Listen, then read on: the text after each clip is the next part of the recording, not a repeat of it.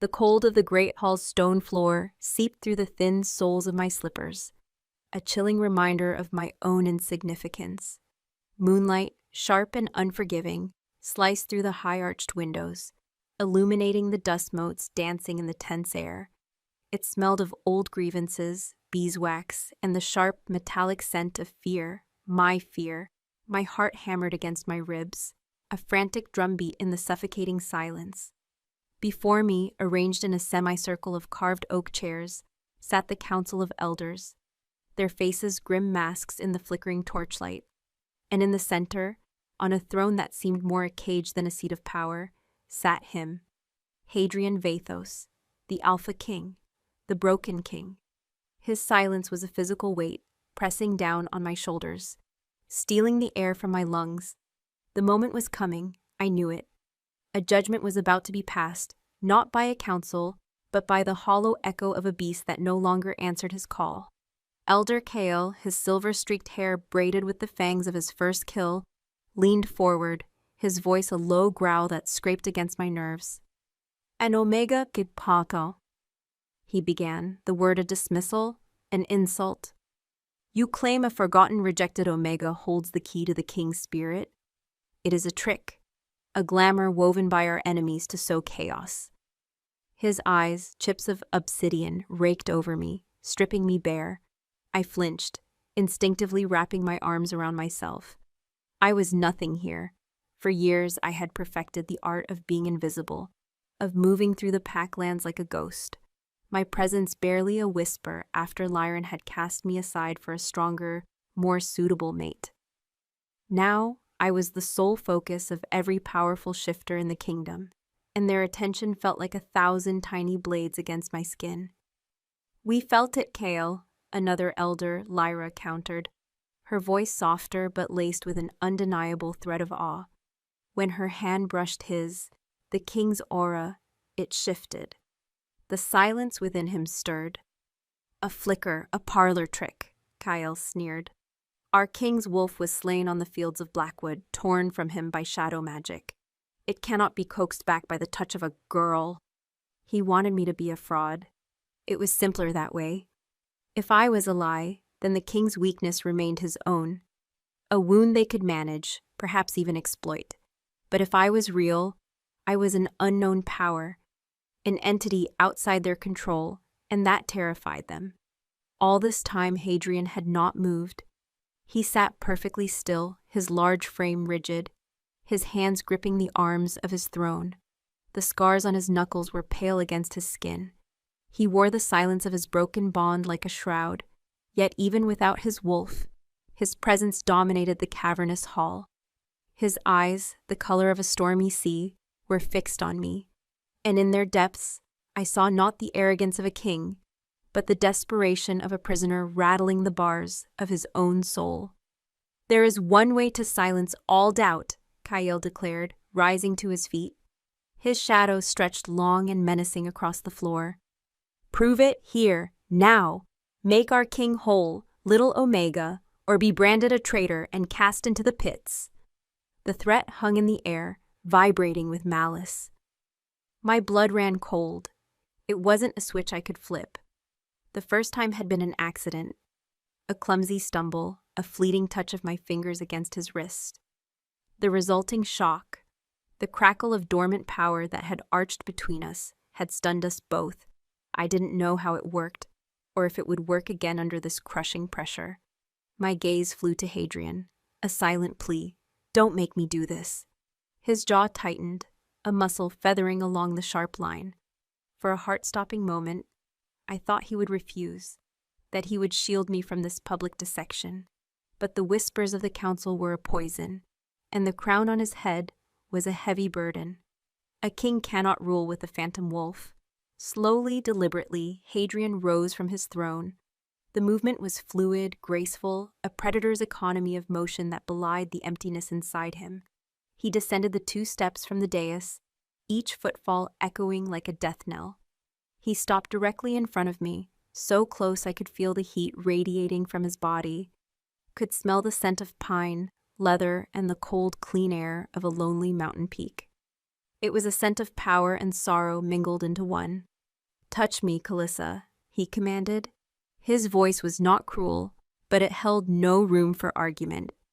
It was the voice of a king pushed to the very edge of his dominion. My hand trembled as I lifted it. The elders leaned forward, their collective breath held. This felt profane, a sacred, terrifying mystery being prodded and poked for the satisfaction of lesser men. My fingers, shaking and cold, brushed against the back of his hand. The world exploded in a silent storm. It was not a gentle stir this time. It was a roar. A current of raw, primal energy surged from me into him, a river breaking through a dam. Hadrian's back arched, a strangled gasp tearing from his throat. His eyes, those stormy gray seas, bled into molten gold, the color of a wolf's true sight. A low growl, deeper and more resonant than any I had ever heard, rumbled in his chest, a sound of pure, unadulterated dominance that had been absent for 5 long years. It shook the very stones of the hall. The elders recoiled as if struck. Kael stumbled back, his face a mask of shock and terror. Lyra's hands flew to her mouth, her eyes wide with disbelief. They didn't just hear the growl, they felt it. An alpha's command, a king's fury, an ancient power reawakening. The ghost of his wolf surged around him, a shimmering, invisible pressure in the air. It was a creature of immense power and pain, a beast clawing its way back from a silent abyss. It recognized me. It saw me not as an omega, not as a woman, but as something else, an anchor, a key. Mine, the ghost of the wolf, seemed to whisper in the deepest part of my soul. A possessive, feral claim that terrified and thrilled me in equal measure. Hadrian's fingers locked around my wrist, his grip like iron. The golden light in his eyes swirled, fighting the gray for control. He was wrestling with the phantom, battling to contain the very power he so desperately craved. The growl subsided, replaced by ragged, harsh breaths. The gold receded, leaving the storm-tossed gray, but something had irrevocably changed. The hollowness in them was gone, replaced by a burning, violent fire. "Enough!" he rasped, his voice tight with strain. He did not release me. His thumb stroked over the frantic pulse in my wrist, a touch that was both a comfort and a brand. He turned his burning gaze on the council. "You have your proof," he snarled, the sound still edged with the wolf's gravelly timbre. "This matter is no longer for the council to debate. It is for the king to command. She is under my direct protection. Anyone who speaks to her, anyone who looks at her, anyone who so much as breathes in her direction, without my express permission, will answer to me. Leave now." There was no argument. The elders, even Kael, bowed their heads in submission, the primal authority in Hadrian's voice overriding all political maneuvering. They filed out of the great hall, their footsteps hurried, their backward glances filled with a new kind of fear, not of a broken king, but of the unknown power held in the hand of the Omega. He refused to release. When the heavy oak doors boomed shut, leaving us in the echoing silence, the strength seemed to drain from him. His shoulders slumped slightly, and he finally let go of my wrist, though the heat of his touch lingered on my skin. He paced away, running a hand through his dark hair, the picture of a man at war with himself. "What are you?" he asked the shadows, his back to me. The question was raw, stripped of all royal pretense. It was the question of a man, not a king. I don't know," I whispered, my voice trembling. My family were simple Omegas.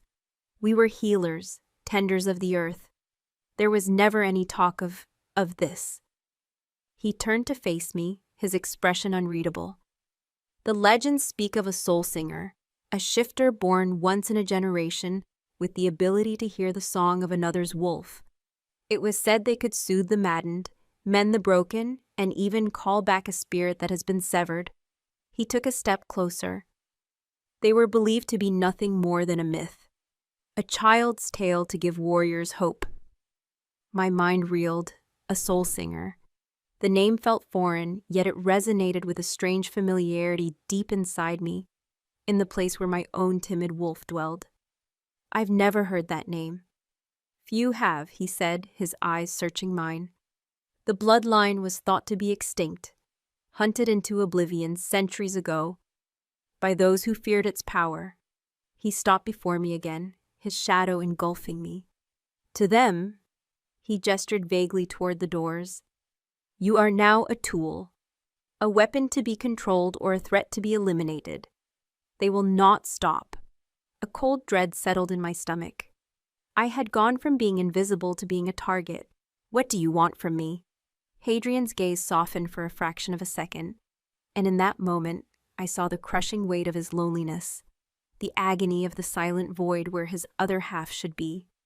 I want my wolf back, he said, his voice a low guttural confession. I want the half of my soul that was torn from me. Without it, I am a shell. This kingdom, our people, they will be picked apart by vultures like Kael, or worse, by the enemies that wait beyond our borders. He looked at me, and it was no longer a king looking at a subject.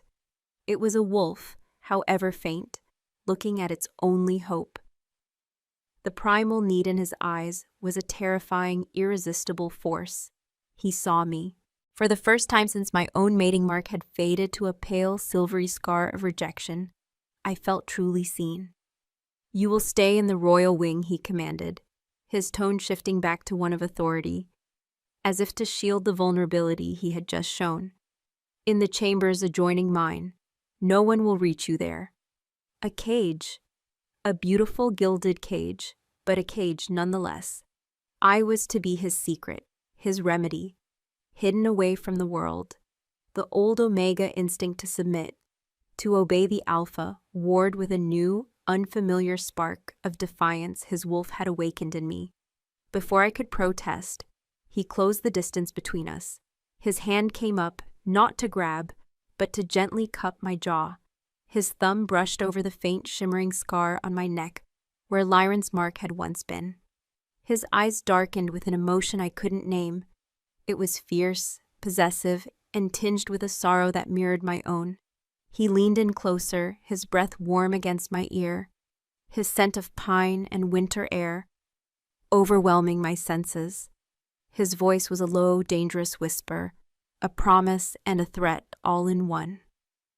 That mark is a ghost, he murmured, his thumb pressing lightly against the scar, sending a shiver through my entire body. Soon there will be no room for ghosts. They will fear you, Calissa. They will hunt you. But you belong to me now, and I protect what is mine. The sheets were silk, so smooth and cool, they felt like liquid moonlight against my skin. I awoke to the unfamiliar sensation, my body tensed for the rough-spun wool of my Omega cot. My eyes snapped open, taking in the room. It was not my small, sparse alcove in the communal den. This was a chamber fit for a queen.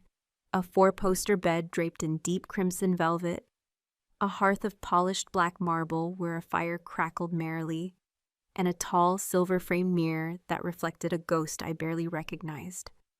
A pale, wide-eyed girl swallowed by the opulence around her. His words from the night before echoed in the cavernous space. You belong to me now. I was a prisoner, a gilded one, but a prisoner all the same. I slid from the bed, my bare feet sinking into a plush fur rug. The clothes laid out for me on a nearby chaise were not my simple linen tunics, but a gown of soft forest green wool, intricately embroidered at the collar and cuffs. A costume. A disguise to make the forgotten Omega look like she belonged in a king's shadow.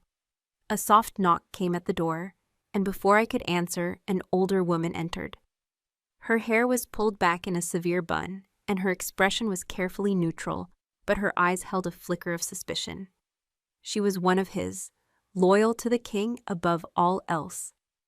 My name is Alara, she said, her voice crisp and low. I am to attend you. The king has requested your presence in the West Solar when you are ready. She spoke with the detached politeness one might use for a valuable but unpredictable animal. I was not a guest. I was an asset, or a problem. She helped me dress, her fingers efficient and impersonal. Every touch was a reminder of my new status. an object under the king's protection, a curiosity to be managed. When she finished, I looked in the mirror again. The green of the dress made my eyes seem brighter, my skin paler, but it couldn't hide the faint, silvery line on my neck. The scar. A ghost, he had called it. The West Solar was a circular room lined with bookshelves from floor to ceiling. A massive stone table, carved with the lineage of the Alpha Kings, dominated the center. Hadrian stood staring out the leaded glass window, his back to me. He wore no crown, just a simple tunic of black wool and leather breeches. He looked less like a king and more like the warrior he had once been. The silence of his lost wolf was a tangible presence in the room, a void that seemed to drink the light. He didn't turn as I entered. "Did you sleep?" he asked, his voice rough. "No," I answered honestly. "Nor did I." He finally faced me, and the exhaustion etched around his eyes was stark. But beneath it, a new energy simmered, a dangerous, hungry hope. It was a hope I had put there, and the responsibility of it was terrifying. Last night, the council saw a demonstration. Today, I require an explanation. We need to understand what this is, how it works. He gestured to the stone table. "Come here." My feet felt rooted to the floor. This was what I had dreaded. The methodical, clinical examination of a magic I didn't understand. "I don't know how," I said, my voice barely a whisper. "It just happens." "Then we will make it happen," he stated, his tone leaving no room for refusal. He walked to me, his presence overwhelming the space between us. He stopped, his chest inches from mine, forcing me to tilt my head back to meet his gaze. "I will not be a king who is paraded out like a court magician's trick, dependent on the accidental touch of an omega. This power will be understood. It will be controlled." By Mutt, his words were harsh. A king's command, but his eyes told a different story. They held the raw desperation of a drowning man reaching for a rope. He needed this, not just for his crown, but for his sanity. The silence, I was beginning to realize, was not just an absence of his wolf. It was a constant, maddening torment. "Give me your hand," he ordered. My heart hammered against my ribs. I slowly extended my trembling hand, palm up. He didn't take it. Instead, he held his own out, mirroring mine, his palm hovering an inch above my own. I could feel the heat radiating from his skin, a magnetic pull that made the air between us crackle. "Focus," he commanded, his voice a low growl. "Don't just touch. Reach. Reach for what you felt last night. Find him. Him. The wolf." I closed my eyes, trying to shut out the fear, the pressure, the sight of his powerful form so close to mine. I tried to remember the surge of energy, the silent roar. I focused on the space between our hands, on the heat, and I pushed. I didn't know what I was pushing with, my will, my spirit, my own timid wolf cowering in the back of my mind, but I pushed. A faint warmth bloomed in my palm. "I feel it," Hadrian breathed, his voice tight. "It's a whisper. More." I pushed harder, sweat beading on my brow. The warmth intensified, growing into a current. And then our fingers brushed. Pain, blinding, searing pain, exploded behind my eyes. It wasn't mine. It was his. I saw a battlefield shrouded in acrid smoke and the stench of blood. I heard the screams of dying shifters. I felt the gut-wrenching agony of claws, not of flesh, but of pure shadow, tearing through muscle and sinew, ripping at a spiritual bond. I felt the wolf, his wolf, howling in silent agony as it was violently, unnaturally severed from its host, its spirit cast into a dark, silent void. The last thing it saw was Hadrian's horrified face. The last thing it felt was his soul-deep scream of loss. I cried out, snatching my hand back as if burned, and stumbled away from him, collapsing against the cold stone of the table.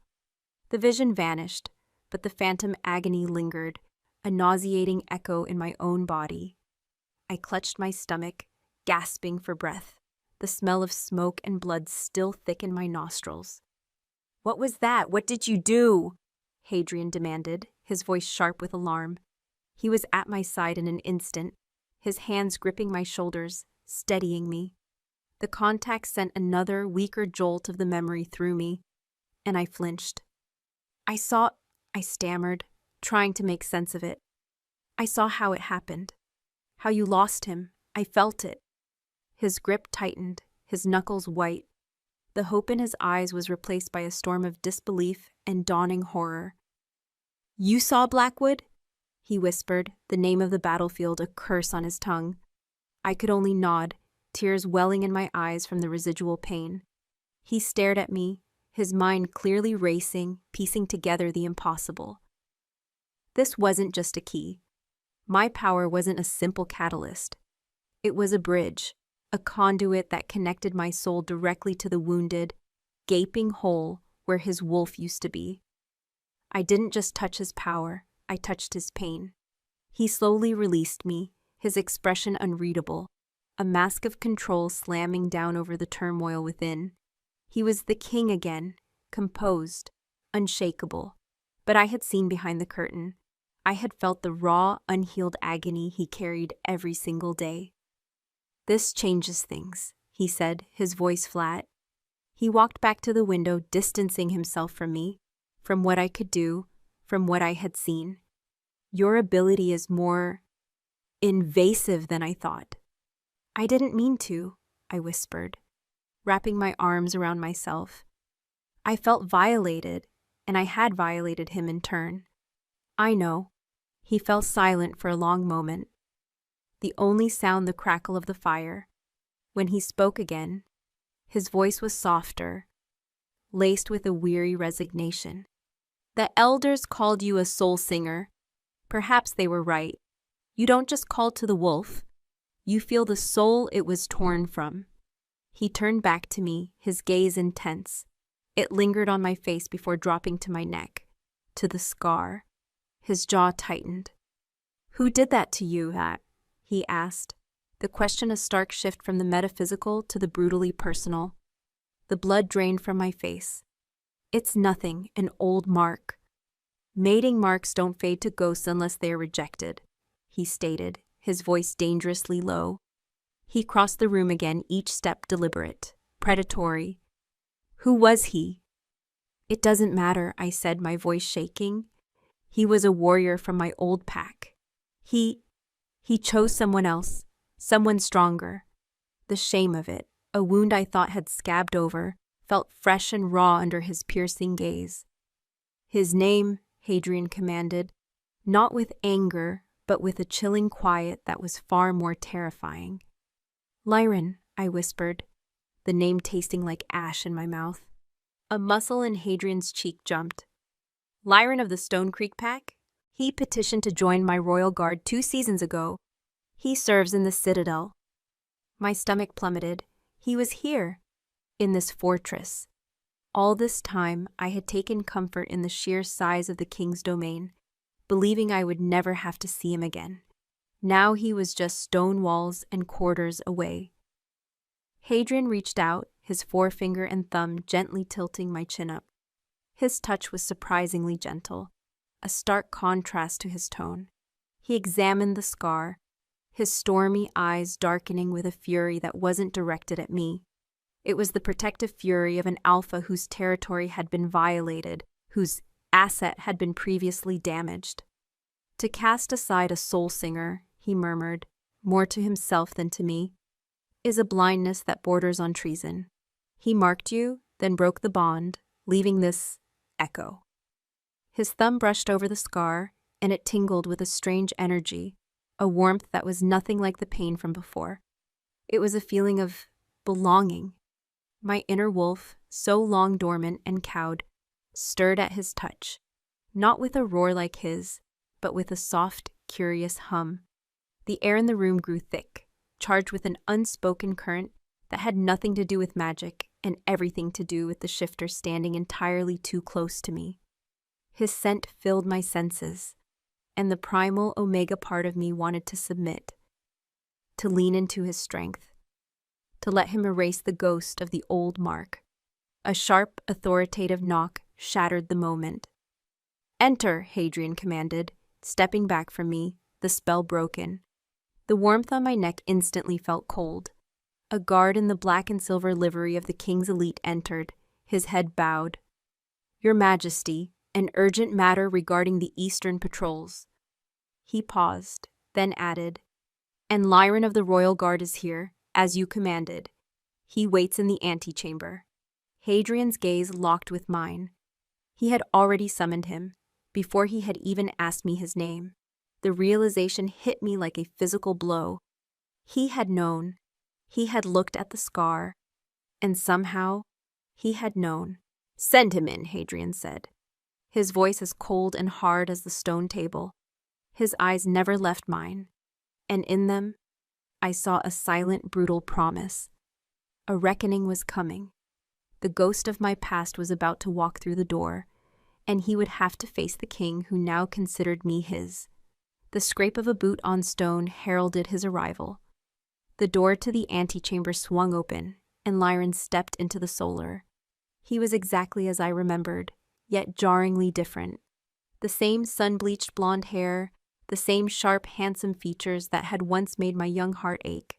But now he wore the black and silver of the Royal Guard, and it gave him an air of polished arrogance he hadn't possessed before. He moved with a warrior's confident swagger, his hand resting casually on the hilt of his sword. His gaze fell first on the king, and he dropped to one knee, bowing his head in a display of perfect deference. Your Majesty, you summoned me. I did, Hadrian said, his voice a low rumble. Rise.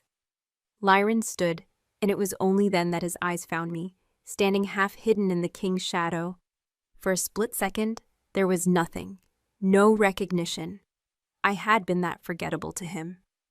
Then his eyes widened slightly, a flicker of confusion that quickly hardened into disdain. He saw the fine wool dress, the opulent surroundings, and his expression curled into a faint, contemptuous sneer. He thought he understood. The weak omega he had cast aside had somehow found a way to crawl into the king's bed. Calissa, he said, the name an unfamiliar weight on his tongue. He gave me a dismissive nod, as if acknowledging a servant, before turning his full attention back to Hadrian. A surprise to see her here, my king. Is there some service I can perform? The air in the room grew heavy, charged with Hadrian's silent, simmering fury. I felt it like a physical force, a protective wall of pressure radiating from him. I wanted to shrink away, to become the invisible girl I once was, but his presence held me fast. You will address her with the respect due to a guest of the crown, Hadrian stated, his voice dangerously soft. And then you will address me. You will tell me why you broke your mating bond with her. Lyron's composure cracked. His gaze flickered between me and the unyielding form of the king. Panic began to cloud his blue eyes. This was not the summons he had expected. Majesty, that is an old matter, a private one. It was a youthful mistake, nothing more. Was it? Hadrian took a single deliberate step forward. He now stood directly between me and Lyron, a living shield of muscle and power. The sheer breadth of his shoulders blocked my view of the man who had shattered my world. All I could see was Hadrian's back, a bastion of strength. I am the law in this kingdom, Lyron. There are no private matters when they involve a member of my court, especially one you left damaged. Lyron audibly swallowed. She was not a suitable match for a warrior of the guard. She was weak. Her wolf was barely a whisper.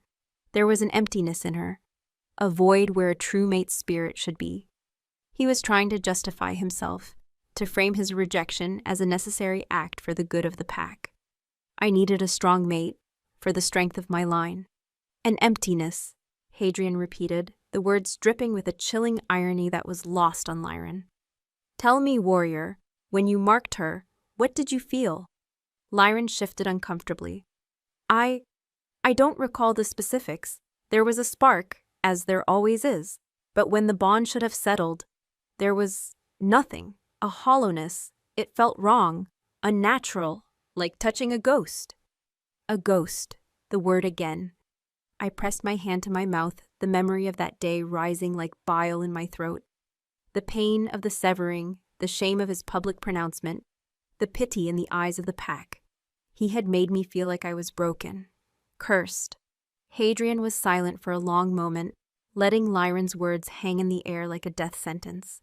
When he finally spoke, his voice was laced with a contempt so profound it was almost a physical blow. The blindness of ambitious men is a plague upon this kingdom. You stood on the edge of a great and ancient power, and you mistook it for a void. You held a soul that could mend the world in your hands, and you threw it away because you were too small to comprehend its depth. He turned his head slightly, his stormy eyes finding mine over his shoulder. In them, I saw not pity, but a shared understanding. He knew what it was to feel a void. But where Lyron saw emptiness, Hadrian saw potential. He saw the key. You felt not a void, but a depth you were unworthy to touch. Hadrian continued, his voice dropping to a low growl that vibrated through the floor. You rejected her.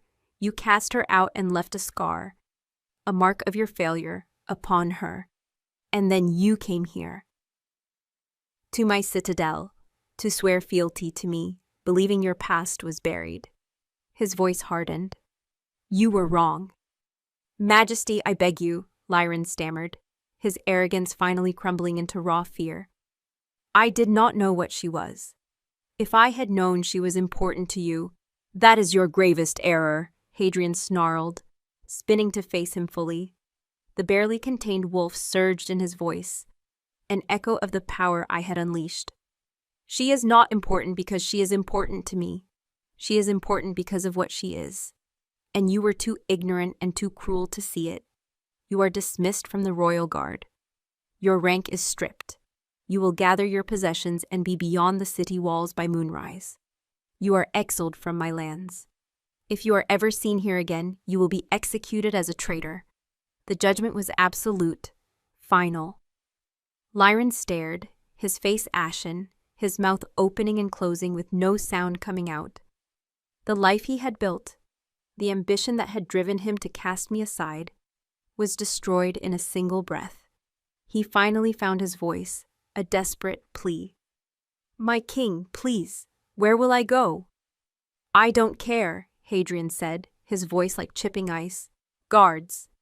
2 guards materialized in the doorway as if from the shadows. They flanked a stunned Lyron, their expressions grim. Lyron cast one last desperate look at me, his eyes filled with a dawning, horrified understanding. He hadn't just rejected an Omega. He had rejected the king's salvation, and in doing so, had sealed his own fate. They hauled him from the room, his pleas echoing down the stone corridor before being cut off by the heavy thud of a closing door. Silence descended, thick and heavy. The violent energy of the confrontation slowly dissipated, leaving a strange intimacy in its wake. I was trembling, a delayed reaction to the dredging up of my deepest wound. Hadrian turned to me, his face a hard mask, but his eyes were filled with a turbulent, protective fire. He walked to me, closing the space between us until he stood as close as he had before.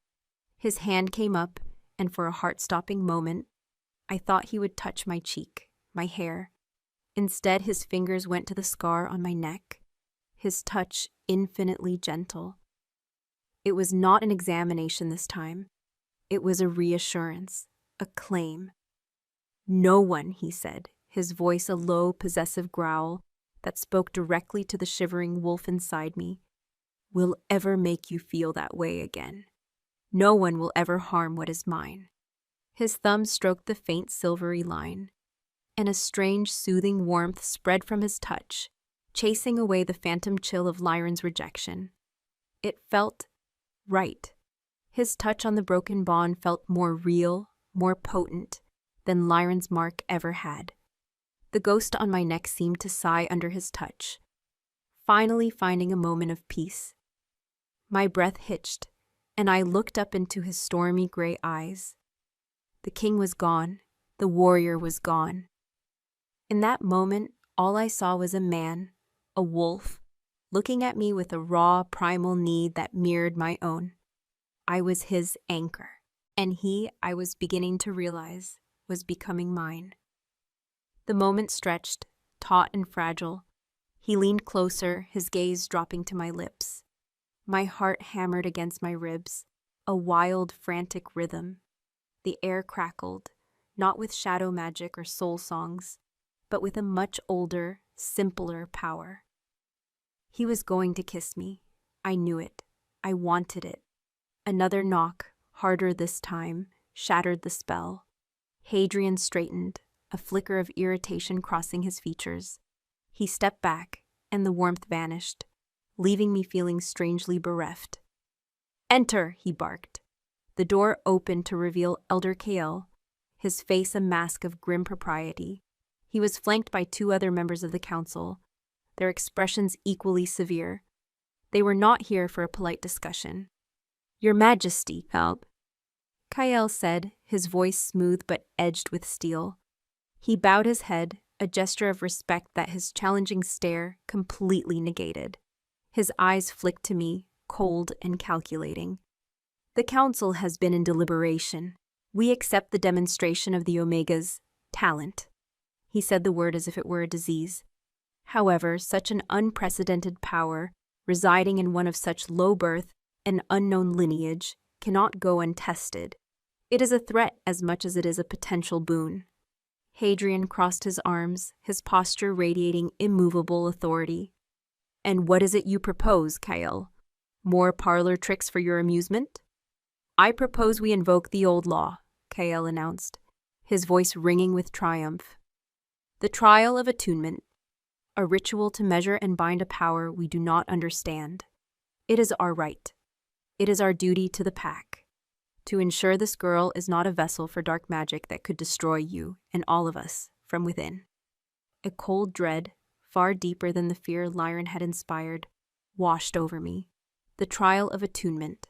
I had heard the name only in whispers, in terrifying children's stories meant to scare pups into obedience. A brutal, ancient ritual from the time before the clans were united. Hadrian's face became a mask of stone.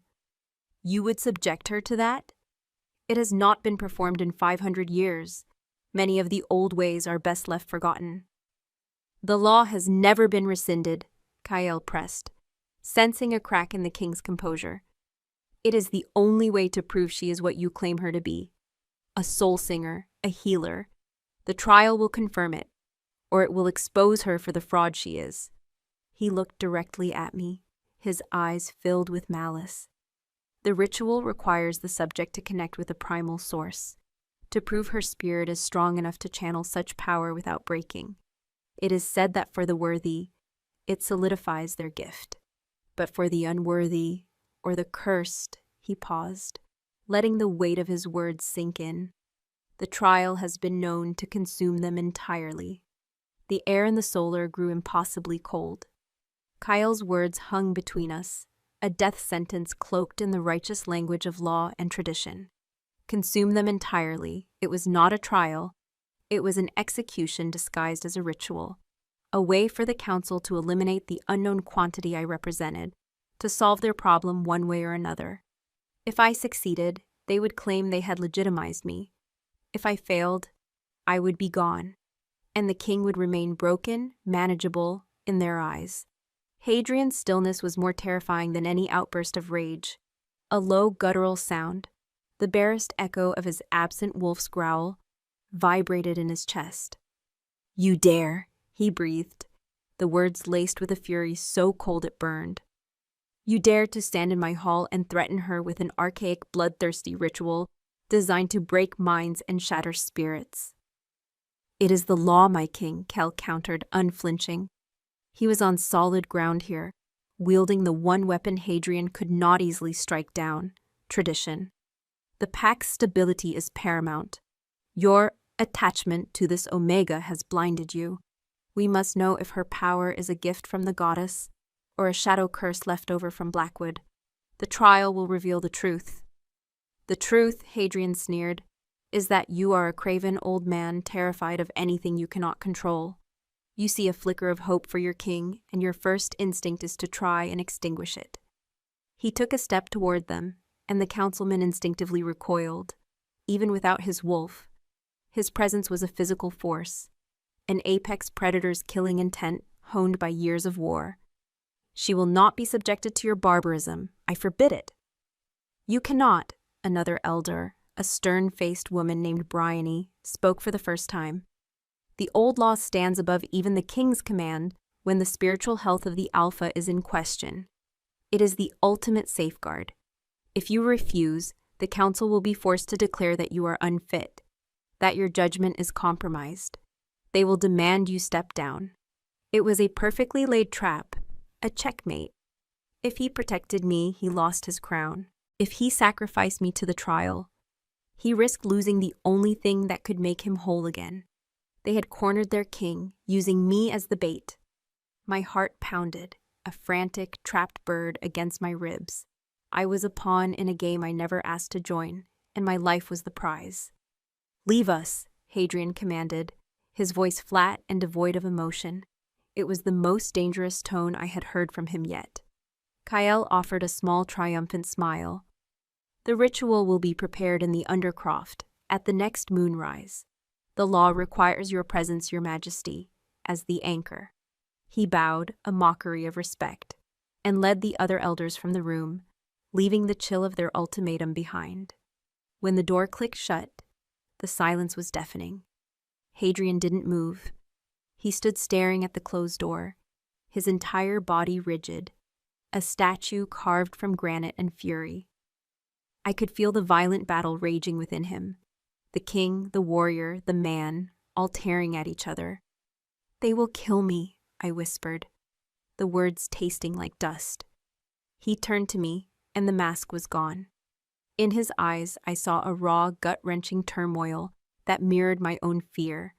He saw me not as a tool, not as a key, but as a person being led to slaughter in his name. The weight of his crown, his kingdom, was pressing down on him, and I was being crushed beneath it. "I will not let them," he said, his voice ragged. But we both knew it was an empty promise. He could not fight his entire council and the weight of their ancient laws without inciting a civil war. He strode to the great stone table, slamming his fist down upon its surface. The impact boomed through the solar, a sharp crack of sound that made me jump. "The anchor," he spat, the words a curse. "They are not just testing you, they are testing me. In the trial, the anchor's spirit is linked to the subject. If you break—" He trailed off, running a hand through his dark hair in a gesture of pure frustration. "If your spirit shatters under the strain, the backlash will strike me. They hope it will sever the connection between us permanently. Or worse." He looked at me, his eyes dark with a terrible knowledge. "They hope it will destroy what's left of my soul, leaving me an empty vessel they can finally control or discard." The pieces clicked into place. This was Kyle's masterstroke. He got rid of me and crippled his king in a single legally sanctioned ritual. Hadrian would be left truly and irrevocably broken, a puppet for the council to rule through. A wave of despair washed over me, so potent it made my knees weak. But then something else stirred. A spark of defiance. I had spent my entire life being pushed aside, deemed unworthy, first by my pack, then by my mate. I would not simply walk to my own destruction now. I would not be a pawn. "Then we will not let them win," I said, my voice shaking but firm. Hadrian looked up, surprised by the steel in my tone.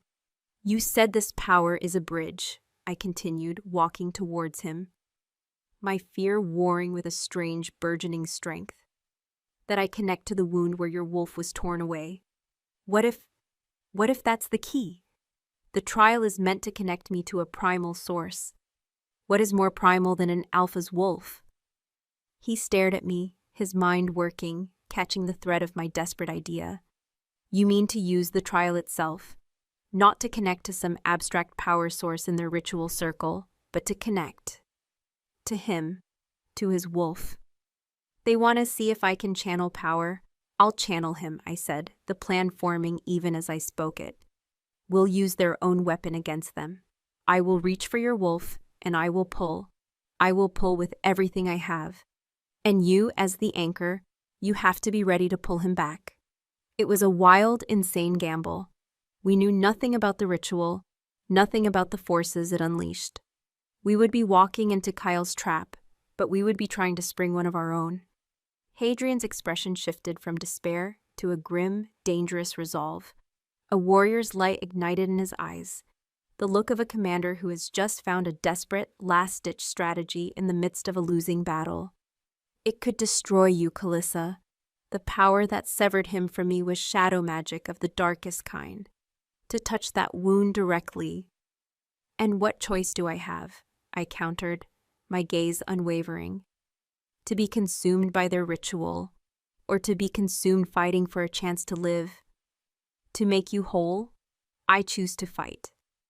He looked at me then, truly looked at me, and I felt the shift between us once more. It was no longer king and subject, or alpha and omega. It was two soldiers, two survivors staring into the face of annihilation and choosing to face it together. He reached out and gripped my shoulder, his hand warm and solid, a grounding weight in the chaos. "All right," he said, his voice a low, determined growl. "We fight." The hours leading to moonrise were a blur of tension. Hadrian sent for ancient scrolls detailing the trial of attunement, and we pored over them together at the great table. The script was archaic, the descriptions vague and steeped in ritualistic language that spoke of spirit walks and soul fires. It was designed to terrify and confuse. The core of it was as Kyle had said. The subject was placed at the center of a circle of runic stones, while the anchor, Hadrian, was positioned just outside it. The elders would chant, calling upon the old magics to force a connection between the subject and the primal heart of the pack. "Here," Hadrian said, his finger tracing a faint line of text. "The anchor serves to ground the spirit, lest it be lost in the torrent. They are counting on me being a faulty anchor, a broken one. They think the torrent will sweep you away and the resulting snap will finish me. But I won't be reaching for their torrent," I insisted, my voice more confident than I felt. "I'll be reaching for you, for him." As the moon began its ascent, casting long skeletal shadows across the solar, Alara came for me. She brought with her a simple sleeveless shift of white linen, the traditional garment for the trial. Her face was pale, her hands trembling slightly as she helped me change. There was no suspicion in her eyes now, only a deep, sorrowful pity. She thought she was dressing me for my death. Hadrian waited for me. He too had changed into a simple black tunic and breeches, devoid of any royal insignia. When I emerged, he looked at me, and his breath hitched. The stark white of the shift made me look fragile, ethereal, a sacrifice. "I will not let you fall," he vowed, his voice thick with an emotion he couldn't hide. He stepped forward, his hands cupping my face. His thumbs brushed against my cheekbones, his touch surprisingly gentle. "Listen to me, Calissa. When you are in there, no matter what you see, no matter what you feel, find me. Find my wolf. Do not let go." "I won't," I whispered, my heart aching with a terrifying mix of fear and a fierce protective loyalty to this broken king. He leaned down, and for a breathtaking moment, the world stopped.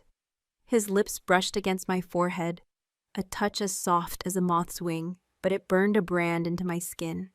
It was not a kiss of passion, but something deeper, more elemental. It was a promise, a blessing, a desperate plea. The walk to the undercroft was silent and grim. Guards lined the corridors, their faces stony, but their eyes followed me with a mixture of awe and pity. The air grew colder, damper, as we descended the spiral staircase into the heart of the citadel. The undercroft was a circular, cavernous chamber carved from the mountain's living rock. In the center stood a ring of 9 black, runic stones, pulsing with a faint, malevolent energy. The elders, led by Kael, were already there, their faces grim in the flickering torchlight. The air was thick with the scent of burning sage, damp stone, and ancient, hungry magic. Kael gestured to the center of the circle. "The subject will enter." I took a deep breath, my eyes finding Hadrian's one last time. He gave me a barely perceptible nod. "I am with you." I stepped over the threshold of the circle. The moment my bare feet touched the cold stone within, A shockwave of energy jolted through me. The air shimmered, and the sound of the elders chanting rose, a low, droning hum that vibrated in my bones. Hadrian took his place at the designated anchor stone just outside the ring, his face set like a granite cliff. The world began to blur. The torchlight twisted into ribbons of fire, the elders' faces becoming distorted masks. The chanting grew louder, weaving a net of power around me, pulling at my spirit, trying to draw it out. I fought against it, holding on to the image of Hadrian's face, the feeling of his kiss on my forehead. Find him.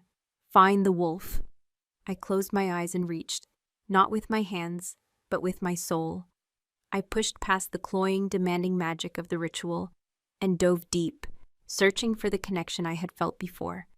I found the wound. It was a gaping, screaming void, a place of profound darkness and agony within Hadrian's soul. It was terrifying. But this time, I wasn't afraid. I plunged into it. The darkness was absolute, cold, silent. The wolf was not there. Only his pain, his despair, the echo of his loss. The ritual's power surged around me, trying to pull me away, to offer me a different path, a different source. See our power, feel our might, it seemed to whisper. But I ignored it. I focused on the pain, on the memory of the battlefield I had witnessed. "Where are you?" I called out into the silent abyss. "He needs you." A flicker. A tiny, distant spark, like a dying star in the infinite dark. I propelled myself toward it, fighting the currents of the ritual that sought to drag me back. As I drew closer, the spark grew and I began to hear something, a sound beneath the silence. A low, mournful howl, filled with an eternity of pain and loneliness. I had found him, the ghost of the wolf. He was a creature of shimmering, half-formed light and shadow, chained in this desolate void. He saw me and he snarled, a silent spiritual attack of pure fear and rage. He did not recognize me as a friend. He saw me as another part of the nightmare that had imprisoned him. The chanting in the real world reached a fever pitch. The strain was immense. My head felt like it was splitting apart. I could feel my own spirit starting to fray. I was losing. Then I felt something new, a warmth, an anchor in the storm. Hadrian. Through our link, he was pushing his own strength, his own will, into me. He was holding me together. "I will not let you fall." His promise echoed in my soul. Strengthened, I faced the raging spirit wolf. I didn't fight back. I didn't try to command him. I simply opened myself up. I let him see into my own soul. He saw my rejection, my loneliness, the scar on my neck. He felt the echo of my own broken bond. He saw that I, too, knew what it was to be cast aside, to be incomplete. The snarling stopped. The spectral wolf tilted his head, his luminous eyes filled with a dawning curiosity. He recognized a kindred spirit, a fellow broken thing. "Come back," I pleaded, holding out a spiritual hand. "He is dying without you." I showed him Hadrian, not the king, not the warrior, but the man who sat alone in the dark, who felt the hollow space in his chest with every breath, the man who had gently touched my face and kissed my forehead. I showed him the king's love for his other half. The wolf let out a howl, no longer of pain, but of pure, soul-shattering yearning. He took a hesitant step toward me. Then another. He was coming. Suddenly, a wave of black, corrupt energy slammed into me. Kyle. He was pouring his own power into the ritual, trying to sever our connection, to force me away from the wolf. The darkness of the battlefield surged around me, the shadow claws returning, trying to tear me apart just as they had torn the wolf from his master. "Hadrian!" I screamed, not with my voice, but with my cults. I felt a roar of pure, unadulterated alpha power surge through the anchor link. Hadrian was fighting back, pouring every ounce of his will, his spirit, his dominion into our connection. He was shielding me, taking the brunt of Kyle's spiritual assault. "Now, Calissa!" his soul roared. "Pull!" I locked my spiritual gaze with the wolf's. I gripped his essence with my own, and with all the strength of my soul, Empowered by my king, I pulled. The void shattered. The world exploded in a flash of blinding golden light. The golden light ripped through the undercroft, a silent, deafening explosion of pure life force. It was the color of a wolf's eyes, the warmth of the sun, the raw, untamed power of a soul made whole. The elders' chanting dissolved into cries of shock and terror. The runic stones of the circle glowed white-hot for a single, blinding instant before cracking, the ancient magic that powered them shattering under a force it was never meant to contain. I collapsed to the stone floor, the sudden exodus of power leaving me utterly boneless, a hollowed-out shell. The spiritual link snapped, but not before I felt a final, triumphant surge of connection. The wolf, the ghost, returning home. My last conscious thought was the sound of a howl. Not a mournful echo in a void, but a real, physical, earth-shaking howl of glorious, unbridled freedom that shook the very foundations of the mountain. I awoke to the scent of antiseptic herbs and clean linen. A soft, warm weight rested on my hand. My eyelids felt impossibly heavy, but I forced them open, blinking against the gentle light of a single candle. I was in Hadrian's chambers, laid carefully in his massive bed. The fire was banked low in the hearth, casting dancing shadows on the stone walls. His head was bowed, his dark hair falling across his forehead as he slept in a chair pulled up beside the bed. He was holding my hand, his large, calloused fingers wrapped protectively around mine. He was completely still, but something was profoundly different. The oppressive aura of silence that had clung to him like a shroud was gone. In its place was a low, steady thrum of power, a deeply resonant hum of completeness that felt like the world settling back onto its proper axis. As if sensing my gaze, his eyes snapped open. Not the stormy gray of the broken king, but a brilliant, molten gold. The wolf was looking at me. His wolf. It was in gaze of primal intensity, of ancient wisdom, and of a gratitude so profound it stole my breath. Then the gold softened, swirling with the familiar gray, settling into a perfect fusion of man and beast. It was him, whole. "Calissa," he breathed, his voice a low, gravelly rumble, deeper and more resonant than before. The sound vibrated through my very bones, a comforting, possessive thrum. He squeezed my hand gently. "You're awake." "You," I whispered, my throat dry. "He's back." A slow smile spread across his face, a genuine, unguarded expression of joy that transformed his harsh features, making him look younger, fiercer, and more handsome than I could have imagined. "He is," Hadrian confirmed. He closed his eyes for a moment, savoring it. "I can feel him, hear him, I had forgotten what it felt like to not be alone in my own mind." He opened his eyes, the gold in them bright and clear, and fixed his gaze on me. "You did it. You walked into the abyss and you pulled him out. You gave me back my soul." The sheer, overwhelming emotion in his voice brought tears to my eyes. I had not been consumed. I had not failed. I had faced the darkness and won. We had won. "What happened?" I asked, my memory of the moments after the light hazy. "The elders, Kyle."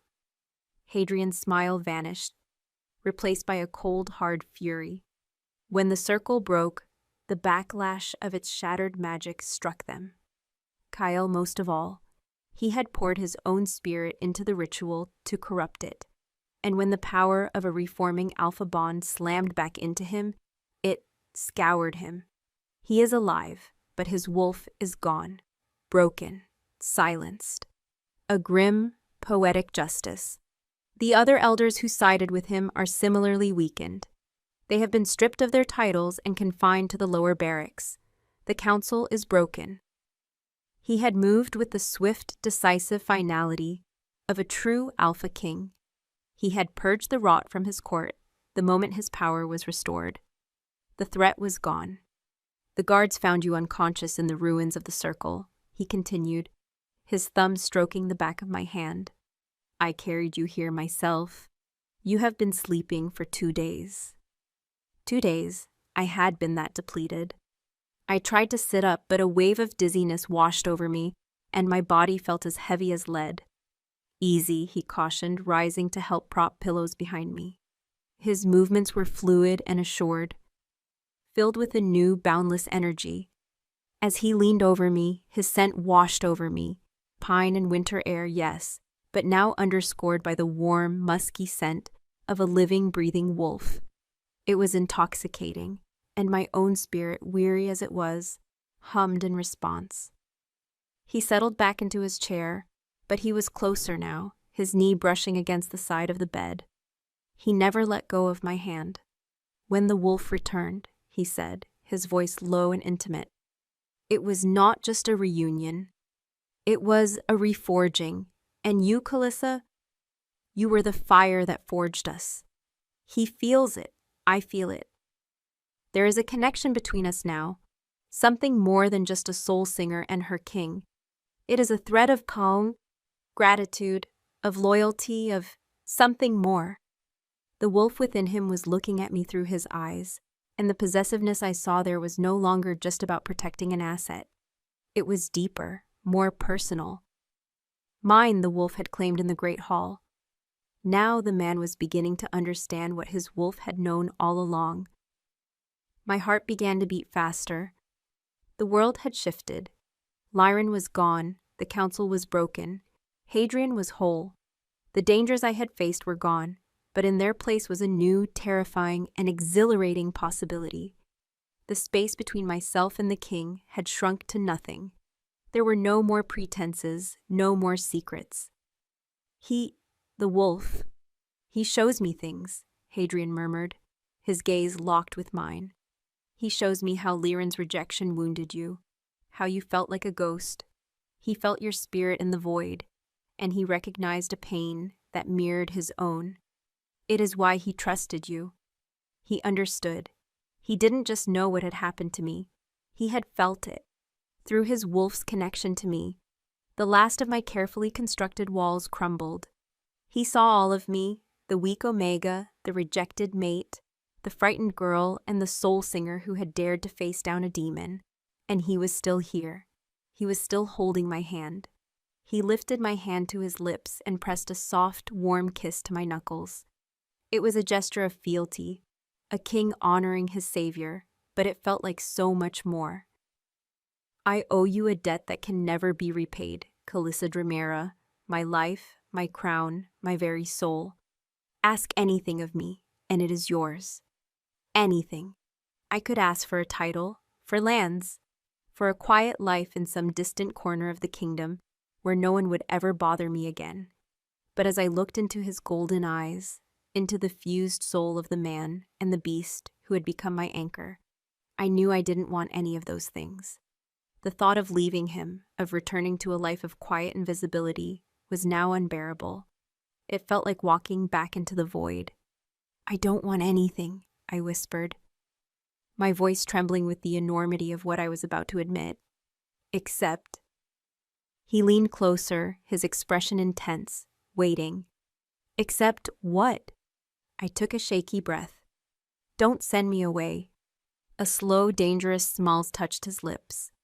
The gold in his eyes flared, hot and possessive. "Never," he growled, the single word a vow, an unbreakable promise. "Your place is here, with me." He released my hand, only to place his own on the mattress on either side of my body, caging me in. He leaned over me, his powerful frame blocking out the rest of the world. All that existed was the space between us, charged and electric.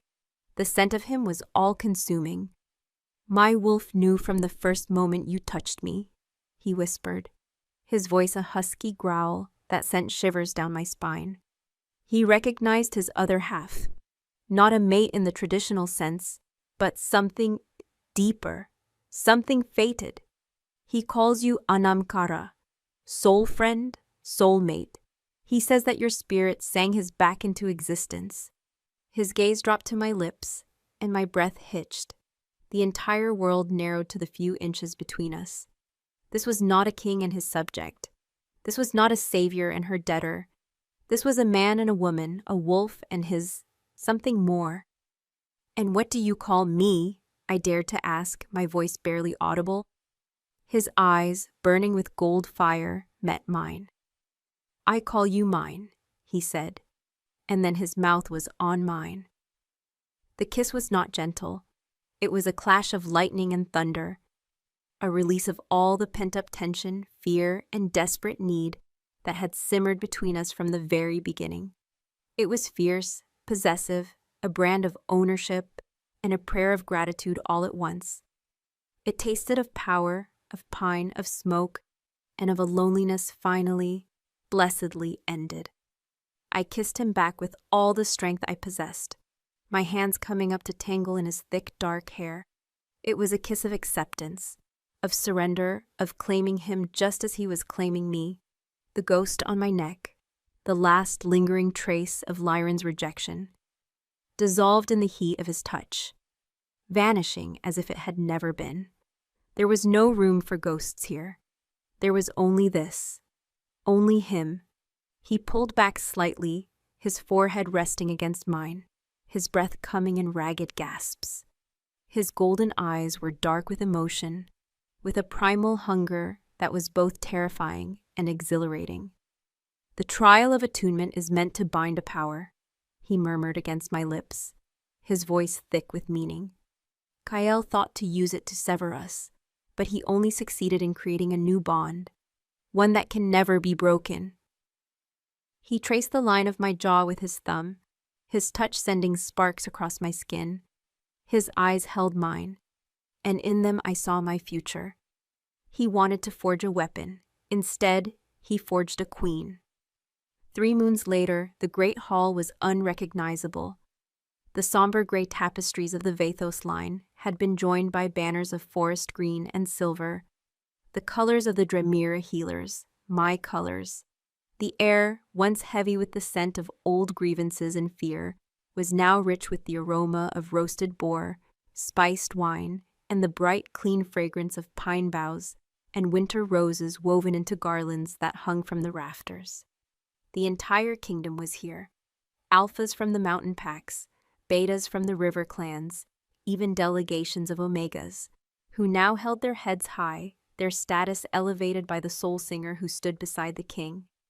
I stood on the dais, not in the shadows, but beside the throne. My hand rested in Hadrian's, his thumb stroking my knuckles in a steady, possessive rhythm. I wore a gown of deep crimson velvet, the color of his royal house, but embroidered at the cuffs and collar with the silver soul song pattern the weavers had created in my honor. On my neck, there was no scar, no ghost. There was only a single perfect mark.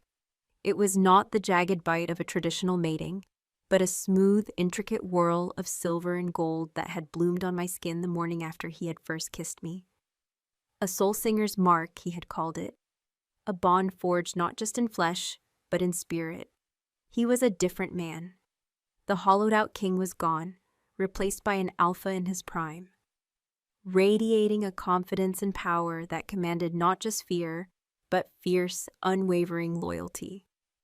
He laughed, a deep, rumbling sound that echoed through the hall as one of the mountain alphas recounted a tale of a disastrous hunt. The gold in his eyes was a constant, warm glow, a testament to the living, breathing wolf that now sat in perfect harmony within him. His wolf was my constant companion. It spoke to me not in words, but in feelings, a steady undercurrent of possessive affection, protective intent, and a quiet, profound contentment that resonated from Hadrian to me through our bond. Sometimes, when we were alone, Hadrian would close his eyes, and I would feel the wolf's consciousness press forward, a warm, curious presence brushing against my own spirit, a silent greeting between soul friends. "Are you happy, Calissa?" Hadrian murmured, his voice for my ears alone amidst the revelry. I turned to look at him, at this magnificent man who was both my king and my anchor. I saw the warrior who had faced down his counsel, the king who had reclaimed his crown, and the man who held my heart with a gentle reverence that still made my breath catch in my throat. "I am more than happy," I whispered, and it was the truest thing I had ever said. "I am whole." His smile was my answer. He leaned in and pressed a soft kiss to my temple, a public display of affection that sent a murmur of approval through the hall. They had not just accepted me, they revered me. The forgotten Omega was now the king's Anamkara, the healer of his spirit, the living symbol of their restored strength. Later that evening, when the feasting was done and the guests had retired, we stood on the high balcony of the West Solar, the same room where he had first tested my power, where he had faced down my past. The snow-dusted peaks of his kingdom spread out before us, gleaming under a full, brilliant moon. The air was cold and crisp, and I leaned back against his solid warmth, his arms wrapped securely around my waist. "Do you ever miss the silence?" I asked quietly. He was quiet for a long moment. I felt the rumble in his chest as his wolf considered the question. "No," he finally said, his voice a deep thrum against my ear. "The silence was a prison. This," he squeezed me gently, "is freedom. But he is loud." I laughed softly. "Is he?" "He is demanding," Hadrian continued, a teasing note in his voice. "He insists we go for a run.